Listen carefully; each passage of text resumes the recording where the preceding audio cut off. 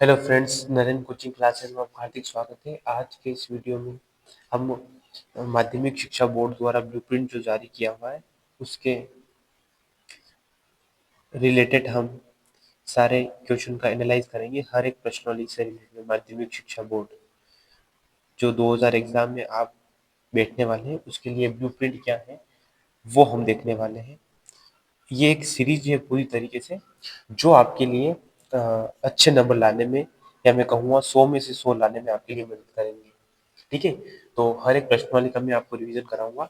तो आप इस चैनल पे नए हैं तो इस चैनल को सब्सक्राइब कर लीजिए और साथ ही में नोटिफिकेशन ऑन कर दीजिए ताकि मेरी हर एक वीडियो आपके पास पहुंचती रहे। देखिए, सबसे पहली प्रश्नावली हम ये जो सीरीज लेके आएंगे, सबसे पहले मैथ्स की बात करेंगे, मैथ्स सब्जेक्ट की, और फिर धीरे धीरे हम साइंस की ओर बढ़ेंगे। देखो, हमारी पहली प्रश्नावली, आज हम सिर्फ पहली प्रश्नावली की बात करेंगे। उसका नाम है वास्तविक संख्या। वास्तविक संख्या आप सभी जानते होंगे। तो जो माध्यमिक शिक्षा बोर्ड है राजस्थान की ओर से, उसके हिसाब से आपको ब्लूप्रिंट में इस प्रश्नावली के अंक जो दिए हुए हैं वो है अंक 4। यानी कि ये प्रश्नावली आपके 4 नंबर की रहेगी। अब 4 नंबर में उन्होंने बांटा है इस प्रश्नावली को 1+1+2। अगर आप अच्छे और बेहतर नंबर लाना चाहते हैं तो आप इस चैनल से जुड़ जाइए। मैं हर एक चीज आपके लिए अच्छे तरीके से लेके आऊंगा। 1+1+2 इसका मतलब क्या हुआ? इसका मतलब ये हुआ कि आपके इस प्रश्नावली में से दो तो आएंगे ऑब्जेक्टिव टाइप क्वेश्चन, दो आपके ऑब्जेक्टिव क्वेश्चन आएंगे। आपने मॉडल पेपर देख लिया होगा, उससे रिलेटेड मैं बता रहा हूँ, कोई भी इंफॉर्मेशन रॉन्ग नहीं है। मैं जैसे बता रहा हूँ उसी तरीके से आपके एग्जाम में आएंगे। तो ऑब्जेक्टिव, क्योंकि पूरा ब्लूप्रिंट को एनालाइज करने के बाद आप पूर्णतः मुझ पर विश्वास कर सकते हो। मैं ये इस सीरीज को लेके आगे बढ़ रहा हूँ। इससे रिलेटेड मैं आपको इम्पोर्टेंट क्वेश्चन भी बताऊंगा, तो आपकी तैयारी आप उससे अच्छी कर सकते हैं। दो ऑब्जेक्टिव क्वेश्चन आएंगे। ऑब्जेक्टिव क्वेश्चन यानी जो अबसद वाले होते हैं, अबसद वाले जो क्वेश्चन होते हैं वो उस तरीके के क्वेश्चन है। ठीक है, ये आएंगे दो। तो देखो, दो ऑब्जेक्टिव है, एक एक नंबर के हो गए। और एक जो क्वेश्चन है, एक आपसे क्वेश्चन पूछा जाएगा 2 नंबर में, 2 मार्क्स का। ठीक है, एक क्वेश्चन 2 नंबर का और दो ऑब्जेक्टिव, हो गए क्या? 4। हाँ सर, हो गए। चलिए, तो अब देखो, इससे रिलेटेड में सबसे पहले दो क्वेश्चन, जो एक क्वेश्चन 2 नंबर का आएगा उसकी बात कर लेते हैं। हमारे जो वास्तविक संख्या है उसमें प्रश्नावली दो ही है हमारे पास। प्रश्नावली 1.1, देखो एनालाइज कैसे करते हैं, किस तरीके से पढ़ते हैं, वो आप इस वीडियो में जरूर जानेंगे। प्रश्नावली 1.1 है और 1.2 है। 1.1 और 1.2। अब आप सोचो कि 2 नंबर में जो बड़ा क्वेश्चन आएगा, इस प्रश्न में बड़ा तो देखो दो ही है, बाकी तो अबसद वाले है। तो 2 नंबर का क्वेश्चन क्या क्या आ सकता है या फिर बन सकता है उसके बारे में देखो। देखिए, पहला है आपकी पहली प्रश्नावली, उसमें एचसीएफ और एलसीएम से रिलेटेड है। एचसीएफ और एलसीएम, ये दोनों, इसमें ये मैंने लिखा है एचसीएफ और एलसीएम, इससे आपका 2 नंबर का क्वेश्चन पूछा जा सकता है। और क्या पूछा जा सकता है?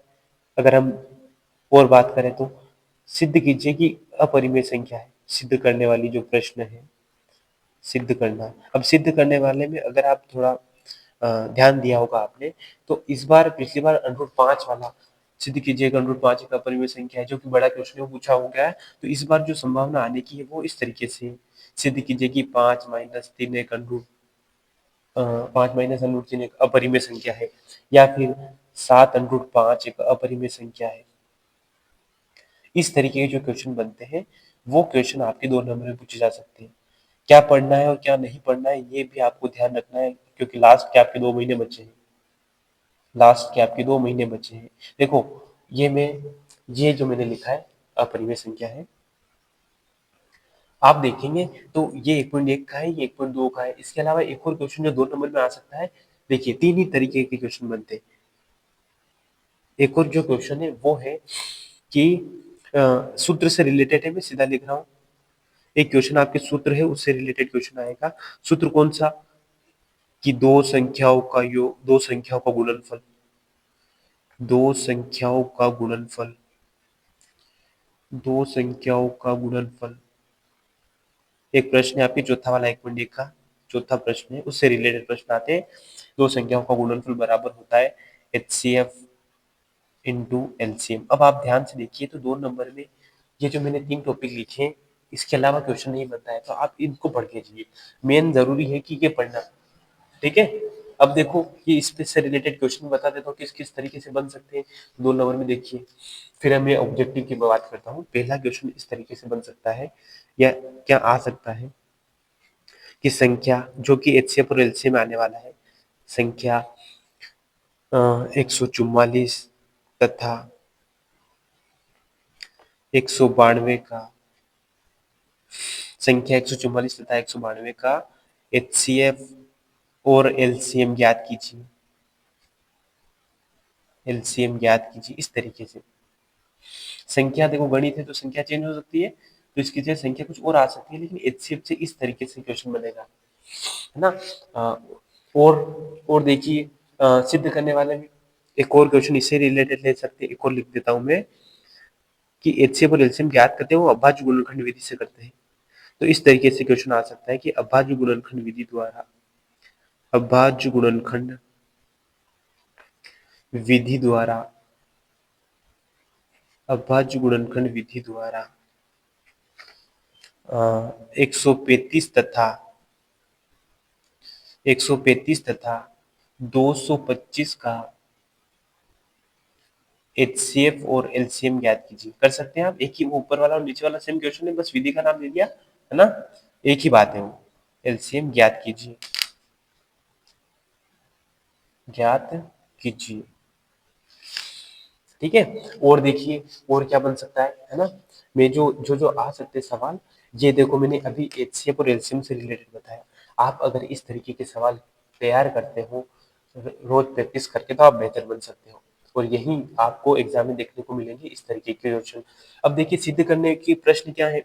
एक तो आपके उदाहरण नंबर है ना, क्वेश्चन नंबर 3 में लिख देता हूँ कि सिद्ध कीजिए कि, सिद्ध कीजिए कि, सिद्ध कीजिए कि, छोटे वाले जो सिद्ध करने वाले होते हैं, सिद्ध कीजिए कि 5 - √2 एक अपरिमेय संख्या है। 5 - √2 एक अपरिमेय संख्या है। कर सकते हैं आप, ये सारे क्वेश्चन में लिखवा रहा हूँ आपको। अगर आपको नहीं आते तो आप कमेंट बॉक्स में मेरे को लिख दीजिए, मैं इसका सॉल्यूशन भी लेके आ सकता हूँ। अभी मैं बस आपकी स्ट्रेटजी की बात कर रहा हूँ कि किस तरीके से बोर्ड एग्जाम ने हमको पैटर्न दिया हुआ है ना, और किस तरीके से हम क्वेश्चन एक सोच सकते हैं कि हाँ ये आ सकते हैं और यही एग्जाम में आते हैं। आप पुराने पेपर देख सकते हैं, इस तरीके से आप पढ़ सकते हैं, कम पढ़ के अच्छा रिजल्ट आप बना सकते हैं। देखिए ये क्वेश्चन हो गया, है ना। या फिर एक और लिख लो चलो इससे रिलेटेड कि सिद्ध कीजिए कि, सिद्ध कीजिए कि,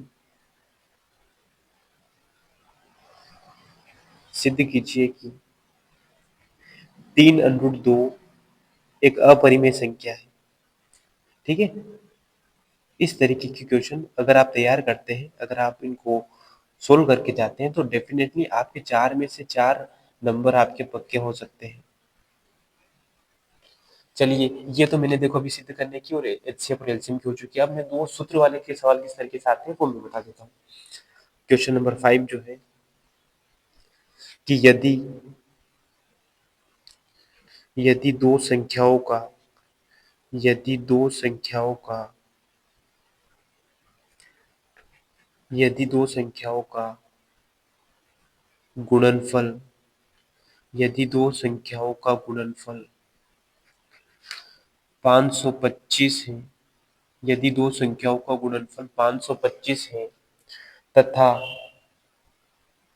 एचसीएफ 5 है, तथा एचसीएफ 5 है,